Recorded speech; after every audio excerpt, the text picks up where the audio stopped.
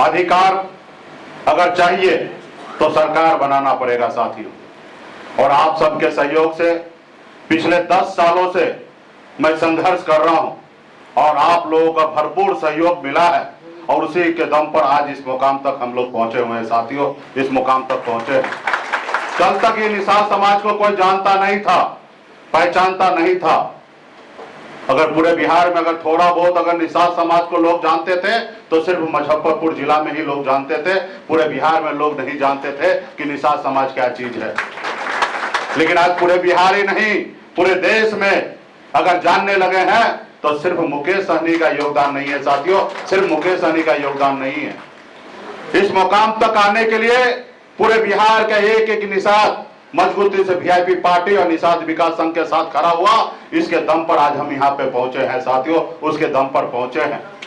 तो साथियों, कोई भी लड़ाई 2-4 दिन में नहीं जीता जाता है साथियों, उसके लिए समय लगता है। सिर्फ जरूरी है कि आप अपने कर्तव्य के साथ मजबूती से उस रास्ते पे चलिए साथियों, उस रास्ते पे चलिए।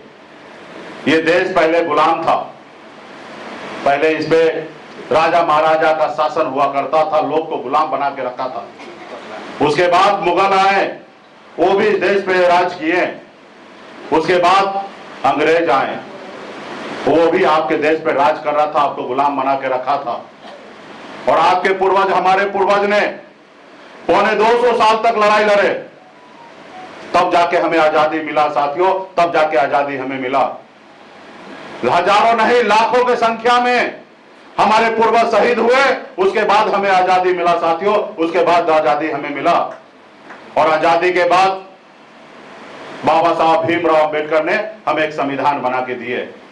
उन्होंने देखा कि पहले किस तरीके से गरीब पिछड़ा दलित को पशु समान समझते हैं, उनको गुलाम बना के रखते हैं। तो बाबा साहब ने कहा कि नहीं, ये लोकतंत्र में, इस देश में लोकतंत्र होना चाहिए।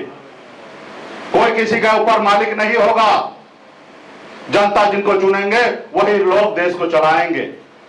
राजा का बेटा राजा नहीं बनेगा, अब राजा वो बनेगा जिसके पास वोट होगा, वो व्यक्ति इस राज्य का मुख्यमंत्री हो या देश का प्रधानमंत्री बनेंगे।